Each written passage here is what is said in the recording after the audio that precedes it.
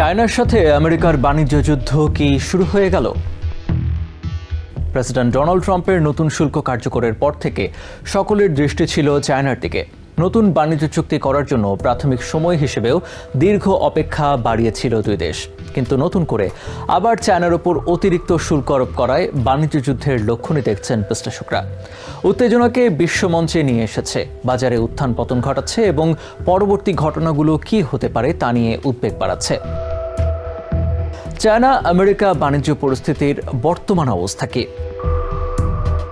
China আমেরিকার বাণিজ্য যুদ্ধের বাড়াবাড়ি বাজারে অস্থিরতা সৃষ্টি করছে।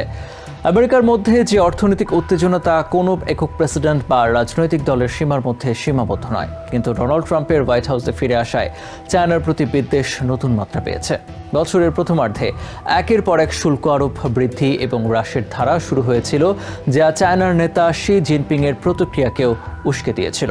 সাম্প্রতিক কয়েক মাস ধরে তুলনামূলক শান্তই ছিল পরিস্থিতি, তবে এই শান্তির ধারা চলতি সপ্তাহে ভেঙে পড়ার লক্ষণ দেখা দিয়েছে, যখন চায়না উচ্চমানের প্রযুক্তি পণ্যের জন্য অত্যন্ত গুরুত্বপূর্ণ রেয়ার আর্থ মিনারেলস রপ্তানি সীমিত করার ঘোষণা দিয়েছে।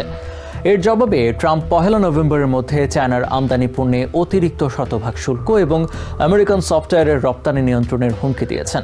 উভয় পক্ষ একে অপরের জাহাজকেও নতুন বন্দর ফি আরোপ করেছে। সাম্প্রতিক এই পদক্ষেপগুলো ওয়াশিংটন এবং বেজিংয়ের মধ্যে ঠিক কোন পরিস্থিতি তৈরি করবে তা একেবারেই অজানা।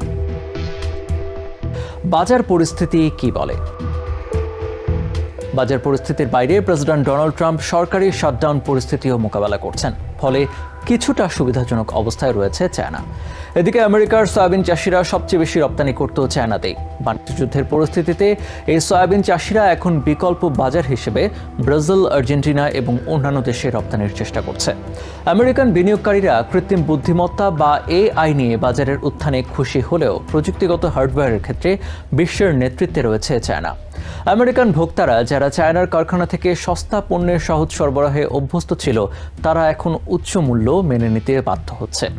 অবস্থা বিশ্লেষণ করতে গিয়ে অর্থনীতিবিদ আলেকজান্ডার টমিক বলেছেন, পরিস্থিতি এমন তৈরি হয়েছে যে কে কত দ্রুত সরবরাহ চেইন পুনর্স্থাপন করতে পারে তার উপর নির্ভর করছে পুরো বাজার ব্যবস্থা। টমিকের মতে চায়না এই মুহূর্তে কিছুটা এগিয়ে আছে, কারণ সয়াবিন চাষের চেয়ে খেলনা তৈরির কারখানা নির্মাণ এবং রপ্তানি তুলনামূলক সহজ বলেই মনে করেন তিনি। শুল্ক হুমকি শূন্য নাকি কৌশল? ট্রাম্প ইতিমধ্যেই ইঙ্গিত দিয়েছেন যে বাণিজ্য চুক্তি এখনও সম্ভব। তিনি প্রায়ই এমন হুমকি বা ইঙ্গিত দিয়ে থাকেন যা শেষ পর্যন্ত বাস্তবায়ন হয় না। আলোচনার কৌশল হিসেবে ব্যবহৃত হয় এসব। ট্রাম্প এই মাসে Asia Pacific economic cooperation APEC সম্মেলনের সময় শি জিনপিংয়ের সঙ্গে নির্ধারিত বৈঠক এখনও বাতিল করেনি, যদিও এই বিষয়ে নিশ্চিত নন ট্রাম্প নিজেও। শুক্রবার ওভাল অফিসে তিনি বলেছিলেন, আমি জানি না আমরা এটি করব কিনা, আমি যাই হোক সেখানেই থাকব, তাই আমি ধরে নেব আমরা হয়তো এটি করব। সিনসিনাটির ব্যাকনবার্গ ক্যাপিটাল মার্কেটসের চিফ স্ট্র্যাটেজিস্ট মার্ক চ্যান্ডলার মনে করেন, এটি হয়তো হঠাৎ এবং নাটকীয়ভাবে আমেরিকা এবং চায়নার মধ্যে টক্কর মনে হতে পারে, কিন্তু আসলে এটি দীর্ঘমেয়াদী বিরোধে আটকা দুই দেশের মধ্যে খুব সাধারণ ঘটনা। এমন ঘটনাকে স্বামী স্ত্রীর রাগের মুখে তালাক দিয়ে দেওয়ার মতো উল্লেখ করেছেন চ্যান্ডলার। এই বাজার বিশেষজ্ঞ বলেন, এসব বাইরে থেকে দেখলে আরও জটিল মনে হয়, তবে এ ধরনের কাহিনীতে কোনো ভালো মানুষ নেই। তবে এসবের মধ্যে সবারই প্রত্যাশা একজন ভালো মানুষ এবং একজন খলনায়ক থাকুক, কিন্তু এগুলো হলো দুই বা দেশ যারা মাত্র জাতীয় স্বার্থ অনুসন্ধান করছে।